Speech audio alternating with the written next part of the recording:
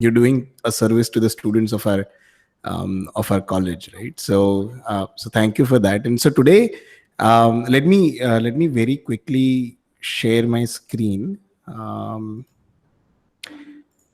And so Darshan, if you can confirm that you're able to see my screen.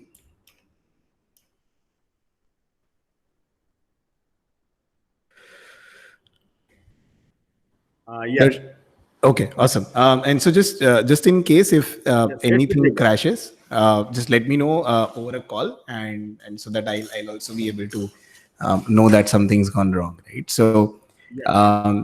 so basically, Sure. and by the way, how much time do we have today?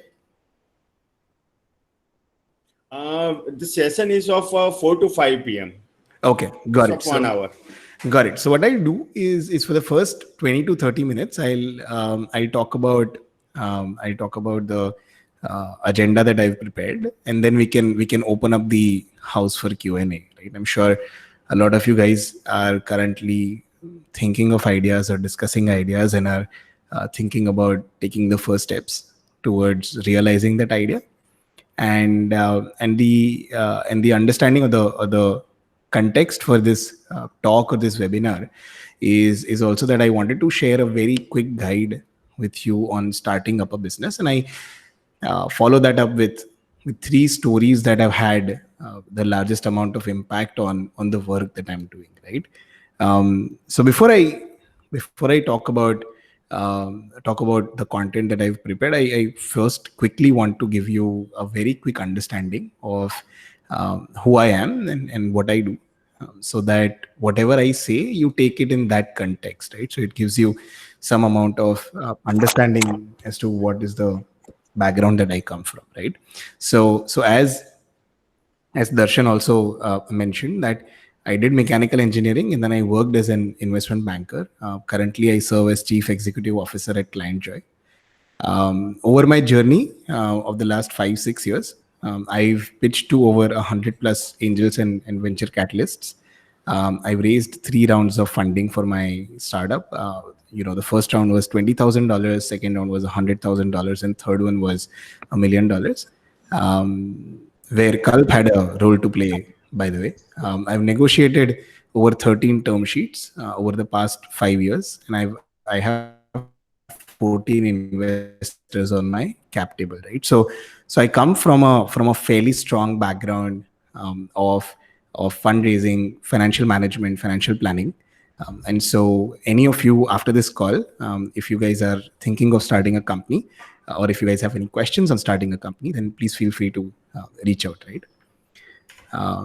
So very quick understanding on what we do at ClientJoy.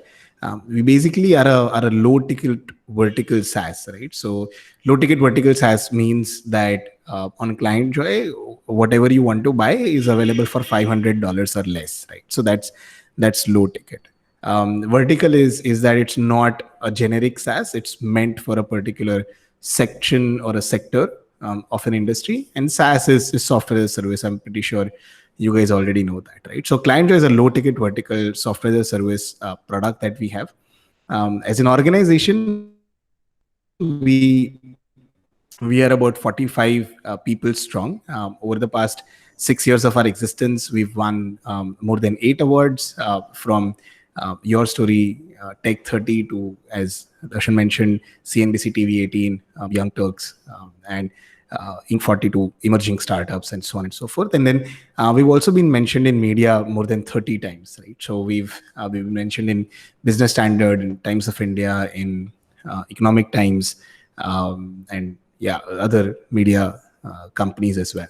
So at ClientJoy, we help agencies and freelancers manage their complete client lifecycle, right? From managing their leads to proposals to contracts to projects to tickets to invoicing, and then finally receiving payments.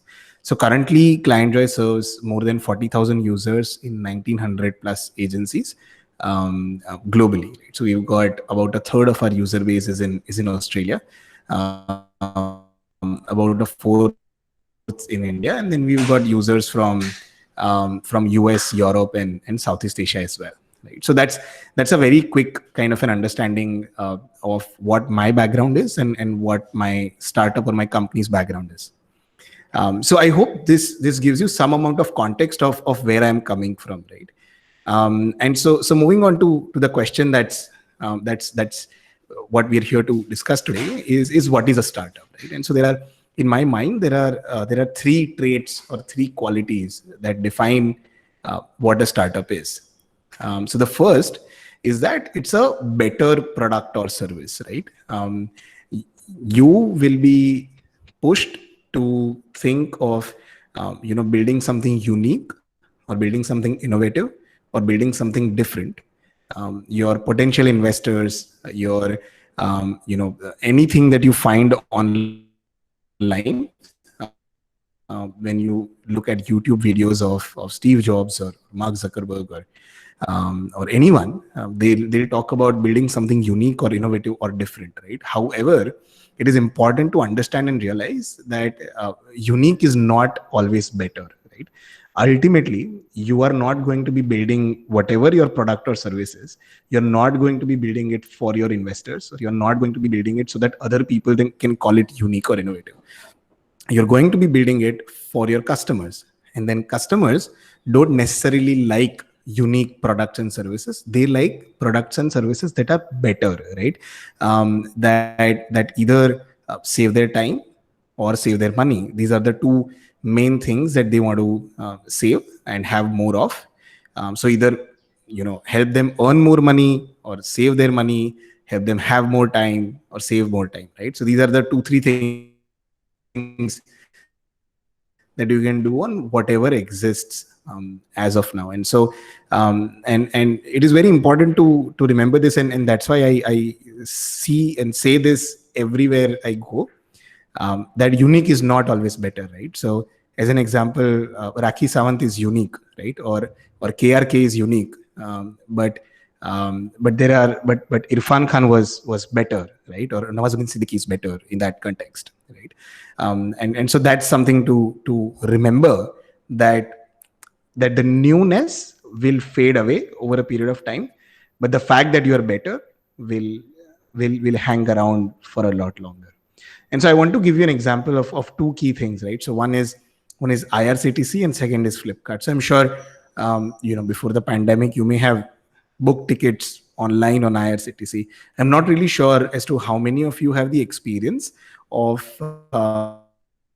booking tickets by going to the railway station. When I was in college, I had to do that, because IRCTC was very new at the time. I was in 2008 2012 batch, and going to the station to book a ticket was a super painful thing. You didn't know whether the train was running or not. You didn't know whether the ticket was going to be available or not. You had to stand in a long queue, and Tatkal was more often than not just not possible, right? However, IRCTC made it better, right? So now there's a significant difference between the value that you got or the effort that you had to put in to go to the station and then book a ticket versus booking it on IRCTC. So it's also important to remember that in this case it saved you both time and money, and that's why you never even think of the alternative option, right? And same is the case with Flipkart also, that previously, and there are some people who I understand would like to touch the fabric before buying, or have a tangible understanding of whatever it is that they are buying.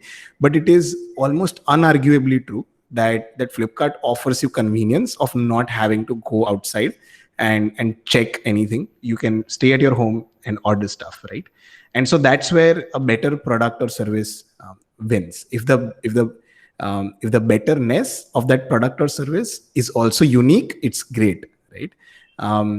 But unique is a necessary condition and not a sufficient one, right? So, and that's something that you should remember going forward.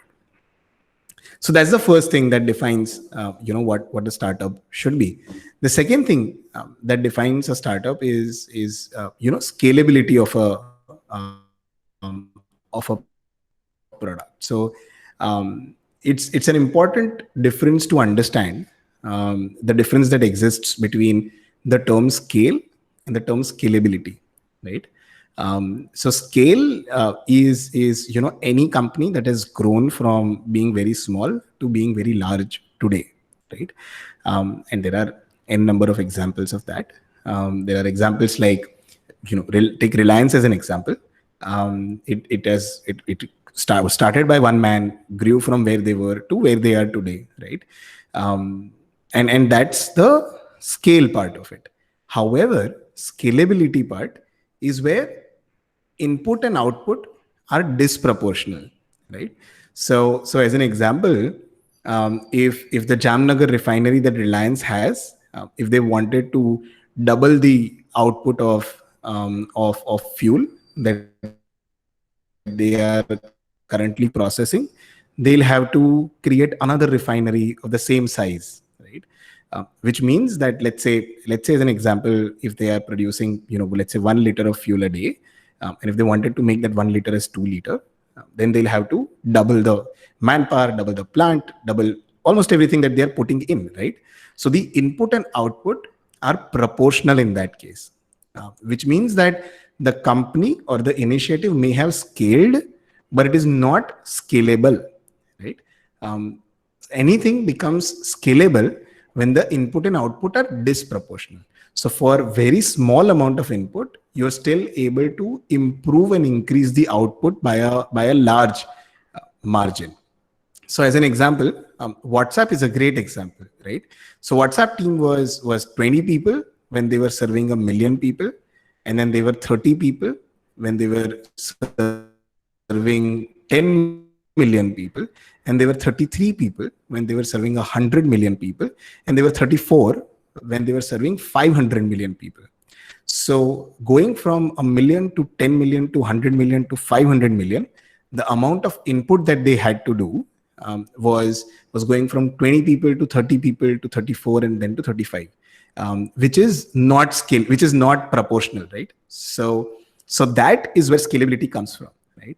Scalability is where the input and output are disproportional. Scale refers to the size of any initiative or organization or entity that we are talking about. So any startup may not have scale, but the model has to be scalable, right? And that's important to remember, and that's the second characteristic of any idea that you have that defines it, right? So as an example, if you open a mom and pop store, or if you open a pharma store, or if you start a tuition class, having physical space, teaching, let's say, teaching students or CAT aspirants, then there is a good chance that you'll be able to achieve scale, much like how Endeavor has been able to, or Alan has been able to. But that model is not scalable, because if you go from having 500 students to 1000 students, you will also have to go from having 100 teachers to 200 teachers, right? However, alternatively, if you start Byju's as an example, then your input and output are disproportional. So you can have the same videos, you can have the same number of lessons, teach 100 kids versus 200 kids versus 1000 kids versus 10,000 kids. So Byju's is an example where they have both scale as well as scalability, right? And that's an important characteristic to remember. The third characteristic that I want to talk about is that a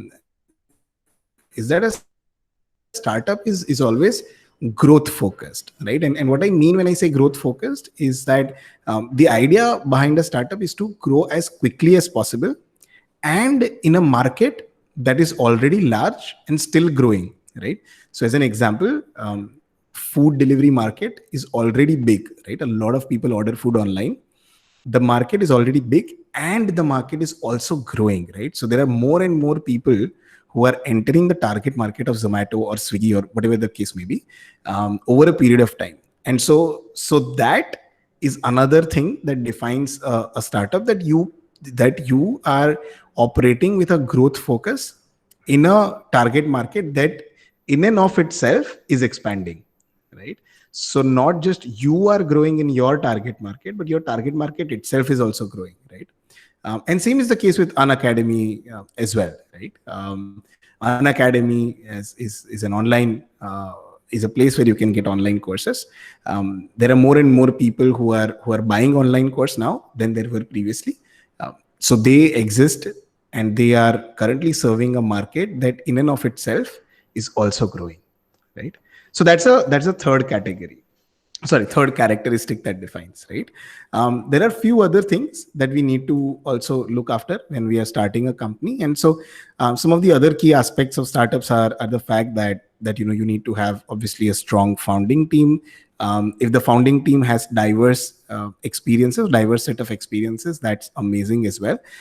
In our case, I was lucky enough to find two co-founders for my company, both of them with different set of experiences. So I started this company with two of my co-founders, both Abhishek and Anupama. Both of them have been my childhood friends, and we worked on school and college and live projects together. Abhishek did his bachelor's of planning and design from CEPT University over here in Ahmedabad, and he worked as a product design head for a company before. Anupama did her bachelor's in computer science from DISCT, and she owned and ran her own web design studio, right? So I was a mechanical engineer with some amount of understanding of finance and sales. Abhishek was a design student or a design grad, or a design professional with understanding of how product design works. And Anupama was a computer science grad with understanding of building tech products, right? And so the three of us together had these diverse set of backgrounds, which meant that even if we had absolutely no one else, so even if we did not have employees, we could slowly but surely move forward in our vision of building this product, right? The second thing that is important is that, and this is not necessarily something that you should have, but if you have it, then it's better.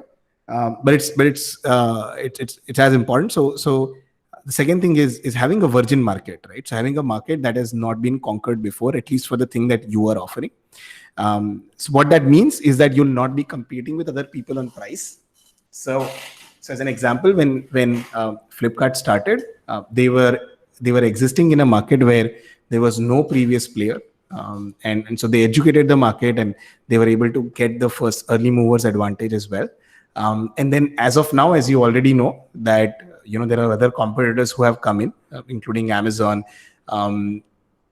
and other e-commerce marketplaces, like I think ShopClue shut down, but Snapdeal and so on and so forth, where it becomes difficult for them to compete because the competition ultimately happens on price, right? And so make sure that the market that you're entering is virgin. And then the third is execution, right? Your ideas are worth dime a dozen. So your idea inherently has zero value.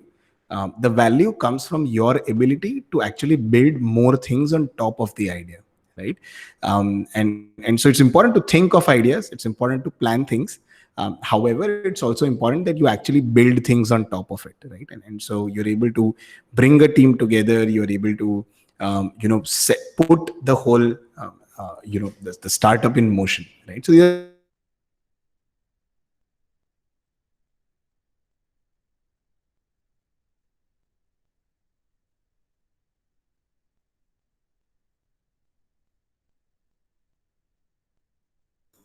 Hello. I think I dropped out. Am I audible now? Yes, absolutely. Okay, just one sec.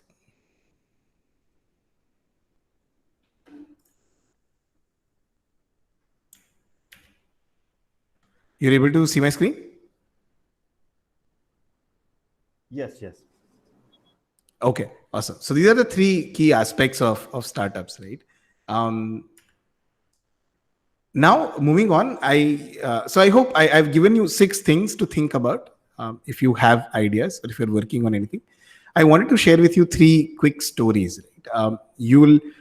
If you go online, you'll be able to find a lot of stories about people who've already made it big. And so these stories are not about them, right? So these stories do not talk about Mark Zuckerberg, or they don't talk about Steve Jobs, or they don't talk about the guy from Amazon or Elon Musk, or whatever the case may be. These talk about small little anecdotes that you can actually learn from, right? So the first one is about trends, right? So I think in 1970s or in 1965, um, a scientist in the US figured out that there are small little particles of gold that are there in soil that you can find near river banks. And he also figured out a process to extract that gold out of those small little out of those soil at the river banks, right? And somehow he made that patent publicly available. So he let go of his rights to use that patent for himself, and he made it publicly available for anyone to kind of extract gold from soil near river banks. And so one of the things that people figured out was ki yaar, this is something that you don't need to have heavy equipment or machinery or very large setup of an industry to be able to do it. You can actually do this process with things that are available off the shelf or in your house, right? You need super simple stuff, like something as simple as a sawyer or something, extractor of mud, and so on and so forth. And so a lot of people started buying those things and then going to riverbanks and extracting gold over a period of about 2.5 years. And I encourage all of you to after this call, go online and search for American Gold Rush, right? After 2.5 years, people figured out, yeah, the amount of time and effort that it takes for you to go to the river bank and then to do that process on the soil and then to extract the gold is actually higher than the value of gold that you are extracting out of it. And so it does not make sense for people to keep on doing it. So ultimately, over a period of time, people stopped doing it. They made some amount of losses. It was not as big to shut shops, but it was still some amount of loss that people had. However, there was this one industry that made super amount of profit, right? And that industry was the industry and the group of companies that were making equipments for extracting that gold. Right? And so one of the things that it teaches us is that if there is a trend that is going on, and this is something that you can find time and again, right? If there is a trend that is going on, then there is really not a lot of money into following the trend, but there's a much higher amount of money in supporting a trend, right? So the people who were actually following the trend of going to the river bank, getting the soil, doing the process, extracting the gold and selling it, they ended up making losses. But the people and the companies and the industry that was supporting this trend, right, that were building equipments to enable people to do that, all of those ended up making a lot of money. And you see this time and again, as in when you see any fad or any trend that is existing, people who are supporting the trend will end up ahead of people who are following the trend. So take fidget spinners as an example, right? Fidget spinners was a huge trend. After a point of time, people just lost interest. And so the companies that were making fidget spinners, companies that were following that trend, ended up making huge losses. But the companies that were preparing, or the companies that were selling ball bearings to these fidget spinner making companies, they ended up making huge profits, right? Because they were supporting the trend and not following that trend. So what I'd recommend you to do is that if possible, try and figure out what are the trends that exist out there in the market and what problems exist in those trends, and try and fix those problems. So that way you'll end up supporting this trend and end up with on the better side of it when it is over. The next story that I want to share with you is Abhishek's father runs a company that does piping for cities.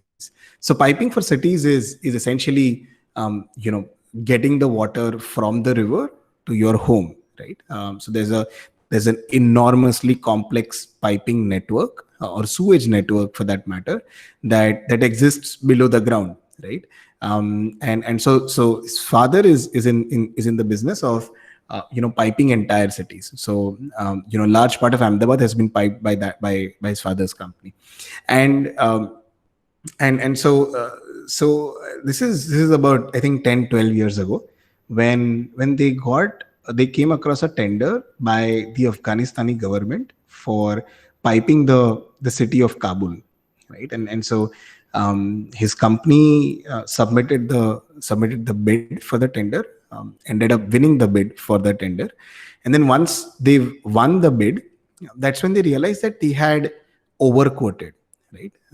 They had in whenever they sat for doing the calculations, they realized that they had made a mistake, and they had asked for a lot more money than they would have needed to do it.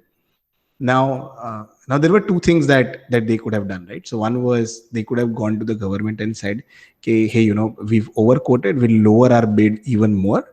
And so that would put them as an honest vendor, and the government would then trust them a lot more, and then give even more projects in the future.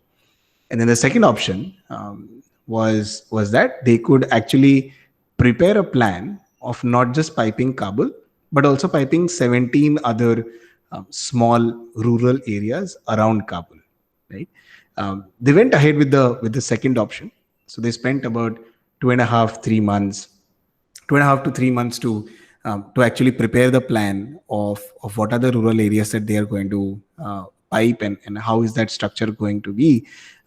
All the time in their heads thinking that, hey, they've got an election coming up, and there's just no way that the government would not want to. I mean, which government does not want to have running water coming to their constituents' house, right? So they prepared the plan. They spent 2.5-3 months doing that, and then they presented it to the government over there. And one of the things that they said was, we're not going to be able to do that. And so these guys were not able to understand. So Pacific Pipes was confused and flustered. So they were not able to understand as to what could be the reason. They're not asking for more money. This money has already been budgeted and approved. They've already won the tender. In the same amount of money, they are looking at not just piping Kabul, but also piping 17 other rural areas. It's a big win that they can use in the election.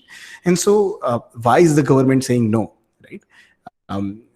And to that, the government response was that so Kabul is pretty modern from Afghanistani standards, but the 17 other rural areas that are there in and around the city, over there, the only reason why that women have to go out of the house is to fill water, right? Women are not allowed to go out of the house apart from the time that they have to fill water in the morning.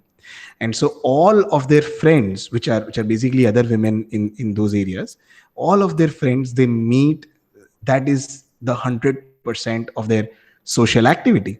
And as a progressive government, we have to take the regressive step of not sending water to their houses, because if there is running water in the houses, these women will not be allowed to go out of the houses at all, right? Which is a really sad situation over there. But one of the things that we learn from it is that assumptions are always, more often than not, assumptions always turn out to be wrong, right?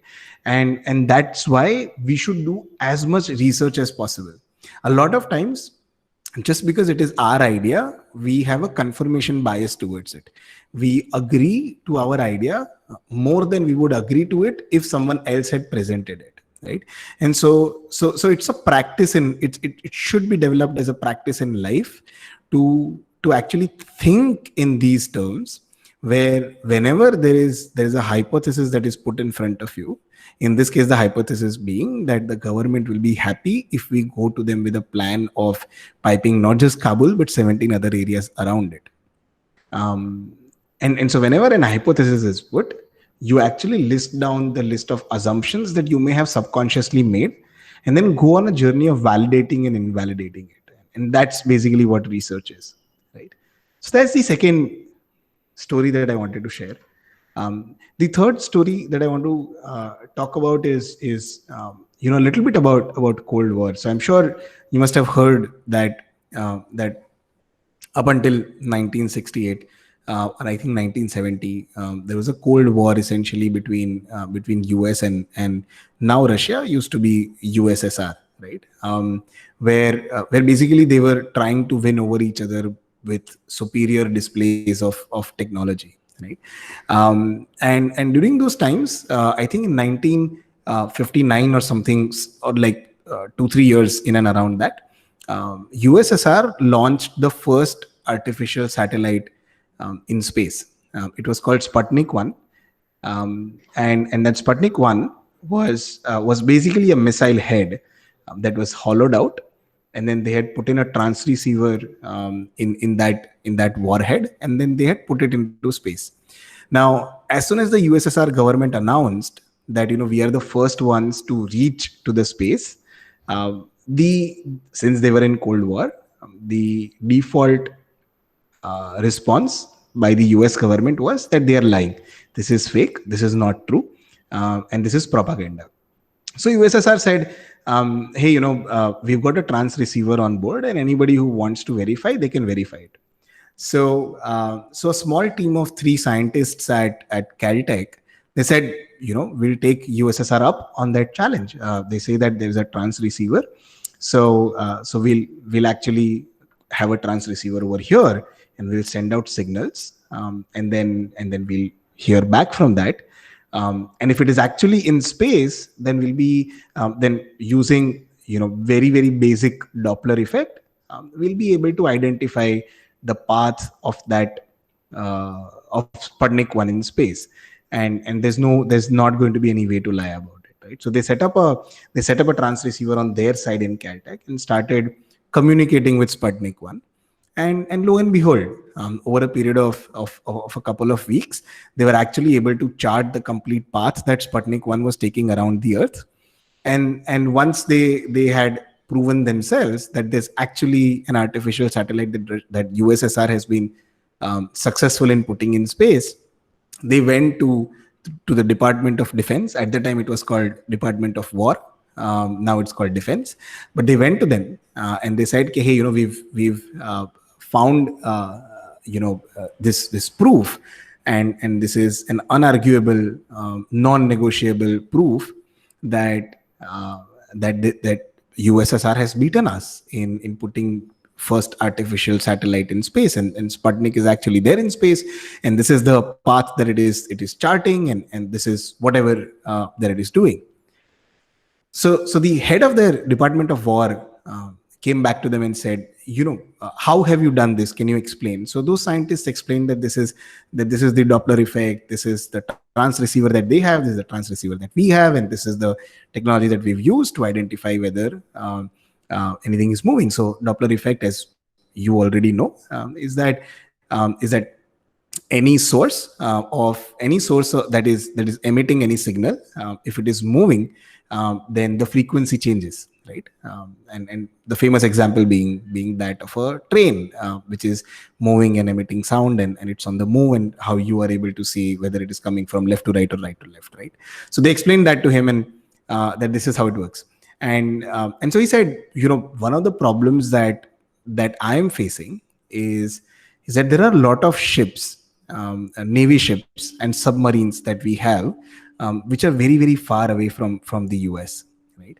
And every time that I want to know what their location is, I have to actually call them up and ask them what are their coordinates, and then they tell me what their coordinates are, and it's just very difficult. If you can track something that is moving outside of the space with something over here, can you actually make a system where we can put a trans receiver on those ships and submarines, and we can have another trans receiver over here, and then we could actually track their trajectory, or we could actually track the course that they are charting? So they said, yeah, we can do that. They spent about 2.5 years, installed all the systems on the on those ships, and so the Department of War now had real time access to where the submarines, and almost real time access, right? Now we take the term real time very very casually, but at that point of time, having real time access and communication actually could win you wars, right? So they then had real time access to knowing what courses were taken by their submarines and navy ships, and it was a big win for them. And that actually became the that was the first GPS system ever built, right? So currently the GPS system that we have on our phone, which talks to the satellite, the GPS system that allows us to use Google Maps, the GPS system that allows us to order food from Zomato and track the driver, the GPS system that guides and moves our logistics, our trains, our trucks, each and everything, all of that came because there were three scientists in Caltech who said that we'll figure out whether USSR is lying or not, right? And so the point from this story that we can learn, and I encourage you to learn more about these three stories, right? Because we have a limit on time, and my goal over here is to set you in the right direction, right? There is a TED talk on this. So the point that we learn from this story is that innovations do not actually, they can come from anywhere, right? And so it is the amount of innovation that you are capable of doing is actually directly proportional to the amount of signals that you feed into, right? So it is directly proportional to the amount of things that you know are happening in and around you in the world. It is directly proportional to the amount of things that you deeply think about. It is directly proportional to the amount of things that you are involved with. It is deeply proportional to the amount of people and the kind of people that you are around, right? Because an innovation can come from anywhere. So if it can come from a deadly rivalry between two nuclear superpowers in the 60s, then it can come from anywhere, right? And that's something that I want you to understand, and that's the last story that I'm going to share with you. The point of that being that spend your time wisely with people that know more than you, reading things where you can actually enrich your perspective and increase as many signals that are coming in as possible, because you never know when do you land on a good idea or a good person who can help you execute your idea. So just very quickly, a recap of things that we learned today. First one, build something better. It is a different matter altogether whether it is unique or not. But a customer or a potential customer wants better things. Two, the difference between scale and scalability. We have to build things. A startup is defined by things that are scalable. Third, we've got to be growth oriented in a market that in and of itself is growing as well. These are the three key characteristics of startups. Then we looked at where are the things where you can find problems which are most profitable. So identify trends in and around you and then support those trends. Second is develop a framework where you always write a hypothesis down and then create a list of assumptions and then go on a journey of validating and invalidating those assumptions. And then the third is that innovation can come from anywhere. So open up yourself to as many signals as possible. And that's pretty much it. So I'd be open to taking up any questions that you might have. I hope you've enjoyed the three characteristics of startups and then the three quick stories that I've had to share. I'd be happy to answer any questions that you guys have. Thank you, Yash, for this very much interesting insights about startup. And guys, if you have any question, you can unmute yourself and ask to Yash.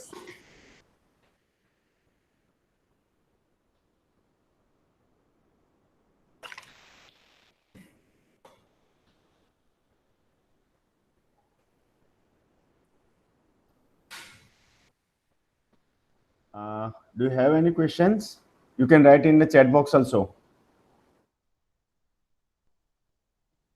Hello. Yeah. Yeah, please. Sir, WhatsApp company has something like 5 billion plus downloads, and its employees are only 50, 50. Correct.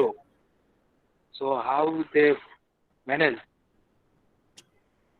So it's possible? Such sure. low So amount of employees.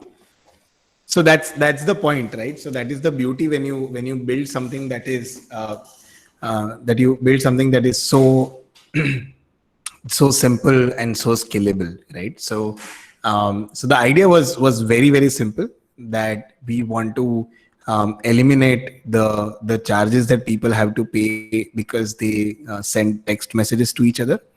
And that was basically the idea. And so they built a system called text messaging over the internet.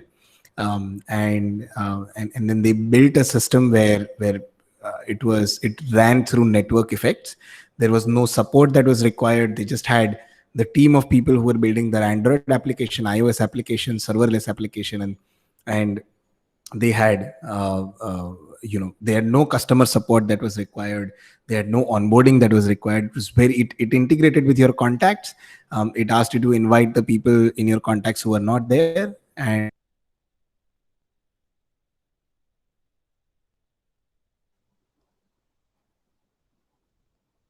Um, Guys, just hang over. I think there is some issue with the connection.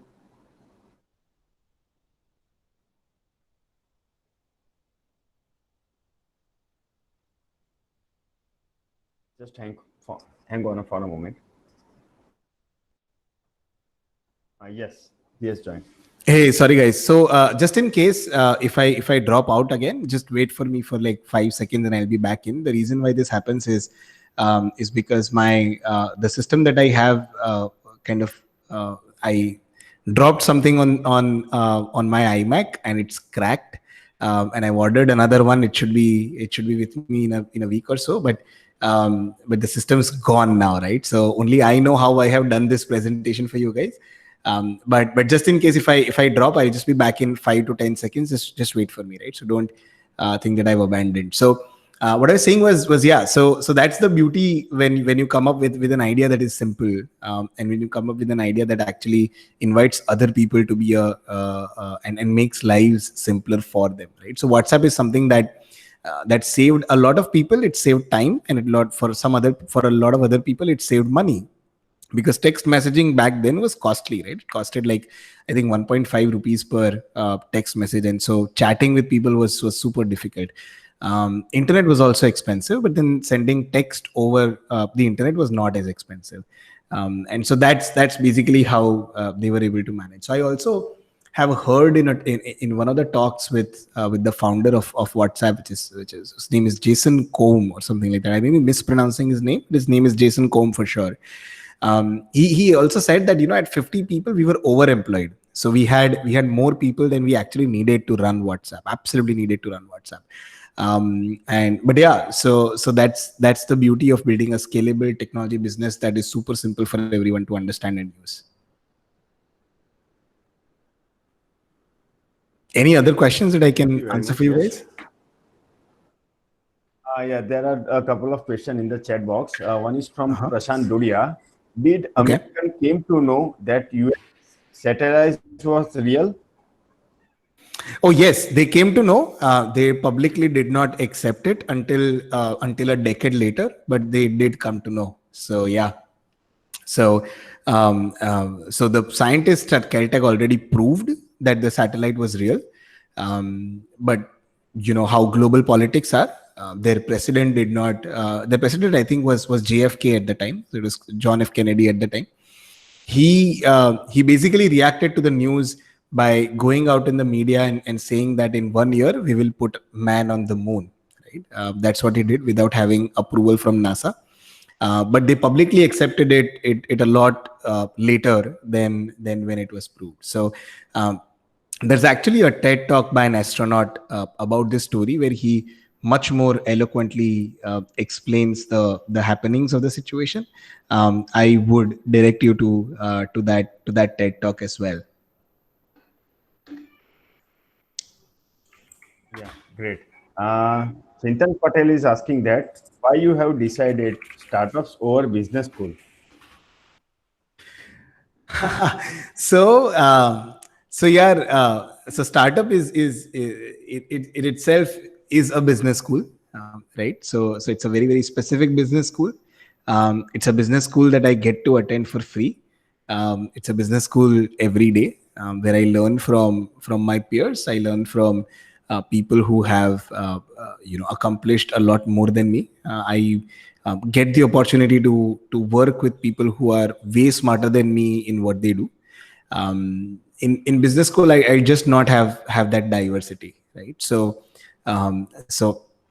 over Client Joy, I get to work with a guy who used to manage the social media and digital presence for Nara Chandrababu Naidu, who was the ex CM of Telangana, and sorry, ex CM of Andhra Pradesh, and so he managed complete digital presence for Nara Chandrababu Naidu. Invested more than 12 crores in maintaining the digital presence, running advertisements during elections and stuff like that. If I were in a business school, I'd never get a chance to work with that guy, right? So he works with us as chief of growth.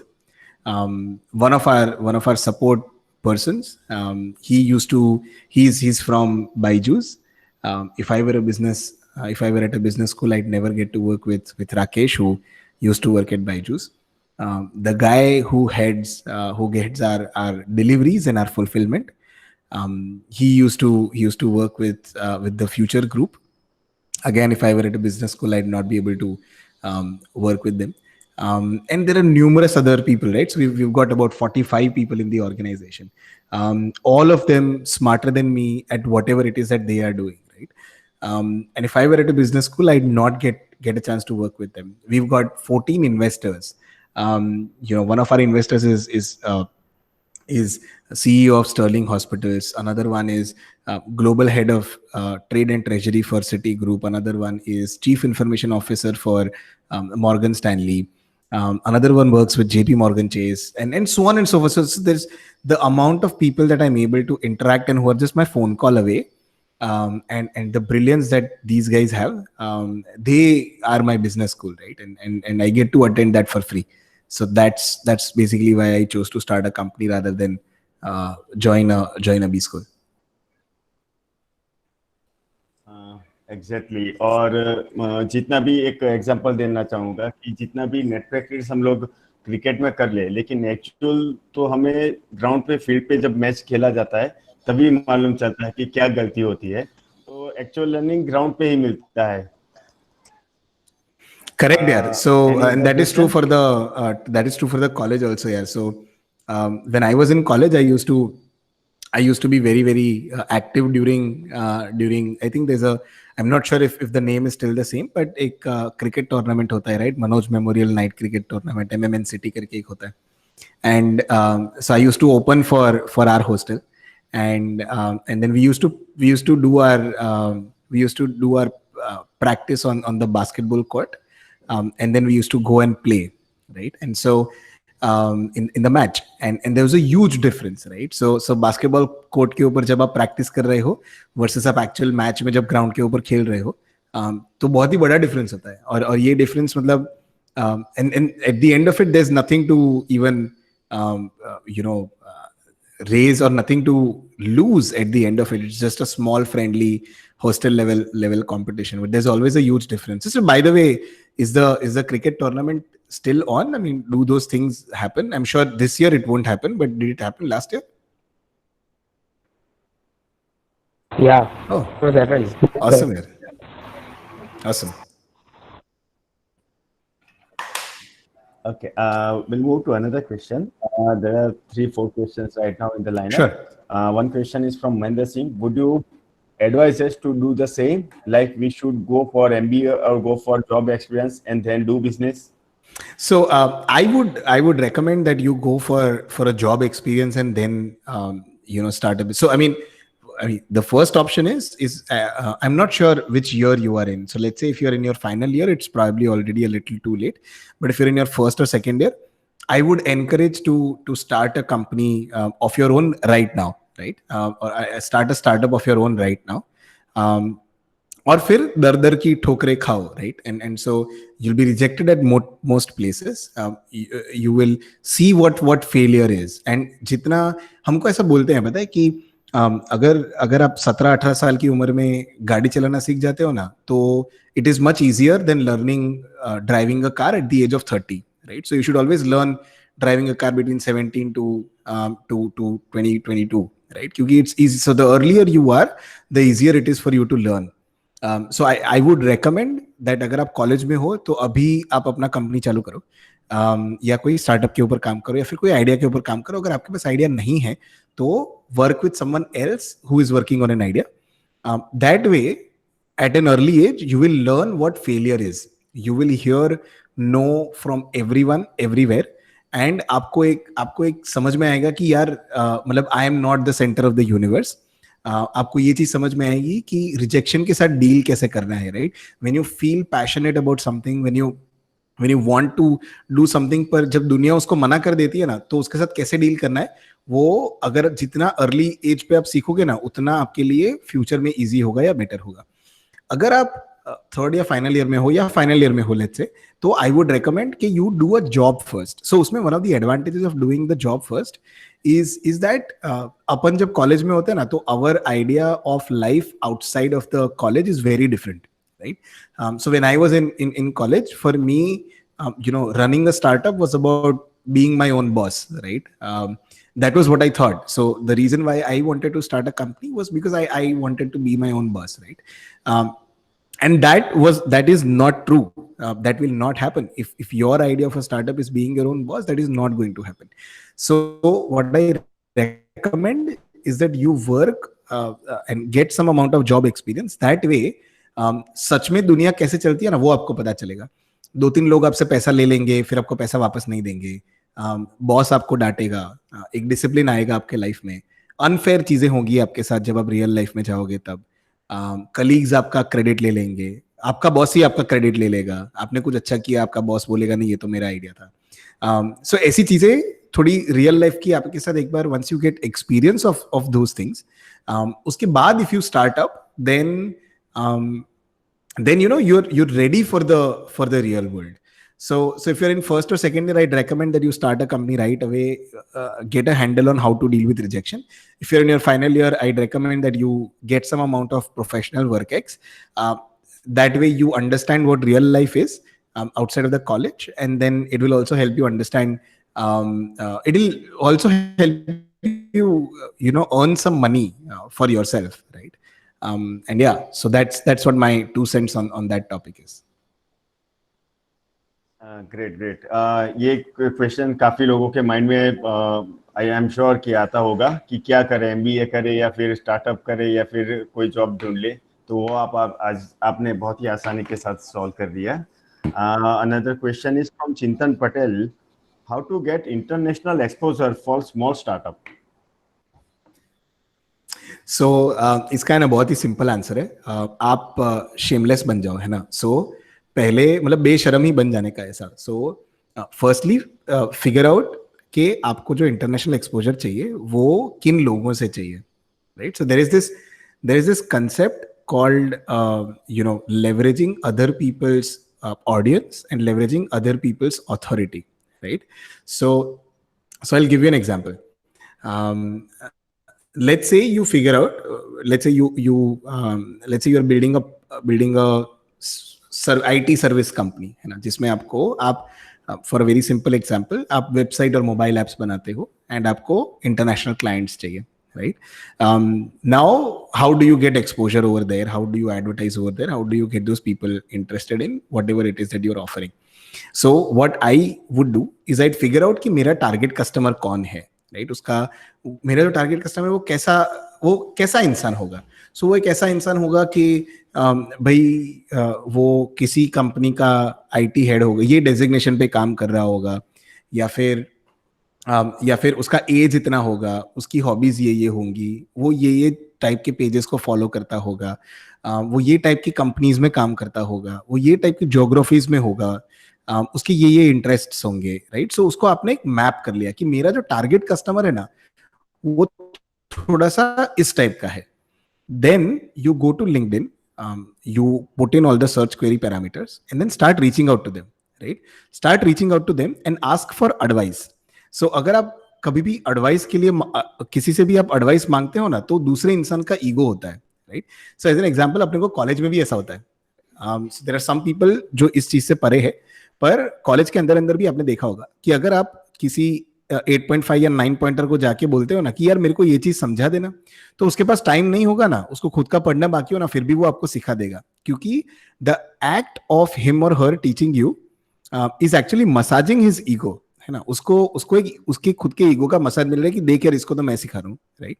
So find your target customer and then reach out to them, ask for a Zoom call, ask for a hangout call or ask for a Teams call, and then ask for advice कि यार देख मैं ऐसा कोई company चालू कर रहा हूँ वेब और मोबाइल ऐप का, तेरे हिसाब से what are the things that I should do, and then you build a relationship with them, right? So धीरे धीरे as and when you build a relationship with them, फिर आपका रेपो बनेगा, उसके साथ कॉन्स्टेंटली टच में रहो, छोटी छोटी विन उसके साथ शेयर करो, छोटे छोटे लॉसेस उसके साथ शेयर करो, उसके बैकग्राउंड को समझने का ट्राई करो, उसके पास से फिर इंट्रोडक्शंस मांगो, पर पूरी तरह से शेमलेस होके start reaching out to these people and asking for advices. भले आपको एडवाइस नहीं चाहिए, I still recommend you should do that. Great. One question is from Prashant. How did you make such amazing contacts? I think just left. Yeah. Hey, sorry, Darshan. So I'm back. Yes. Yeah. One question is from Prashant. How did you make such amazing contacts? What were the initial steps and your side preparation? So this is how, right? So जो मैंने अभी आपको explain किया वही चीज कि इसको है ना, actually this is a proper process where you are, जिसको बोलते हैं कि अपना कस्टमर पर्सोना बनाना. सो अगर आप ऑनलाइन सर्च करोगे ना मेकिंग अ कस्टमर पर्सोना, तो you'll be able to find a lot of sheets जिसके अंदर उसकी मतलब आप अपने कस्टमर को डिफाइन कर सकते हो कि यार मेरा टारगेट कस्टमर ऐसा है. फिर उसको लिंक्डइन पे जाके ढूंढने का, उसके पास से एडवाइस मांगने का, उसके साथ रिलेशनशिप बिल्ड करने का, और फिर over a period of time जब आपको ठीक लगे ना, तब आपको बोलने का कि भाई देखो यार मैं ऐसा कंपनी चला रहा हूँ, इसका ये प्रोडक्ट है, do you want to have a demo, would you like to check out the product, I'd love to have your feedback, I'm looking for raising a round of fund, would you be open to helping us raise this round, मेरे projections में क्या गलती है वो ढूंढ के बता सकते हो क्या, मेरे पिच डेक में क्या गलती है वो ढूंढ के बता सकते हो क्या, and stuff like that. So asking for advice, that's how I'd go about it. But look for your customer persona, right? कि आपका कस्टमर दिखता कैसा है, वो है कौन, वो कहाँ रहता है, वो कहाँ जॉब करता है, वो क्या जॉब करता है. That would be super helpful. Yes. Another question is from Raghav. Tips about raising seed funding for startups.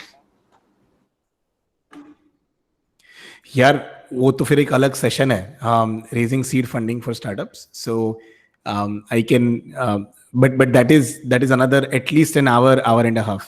सो उसमें तो मतलब मैं क्या बोलूँ. So there is just too much to share in tips about fund raising.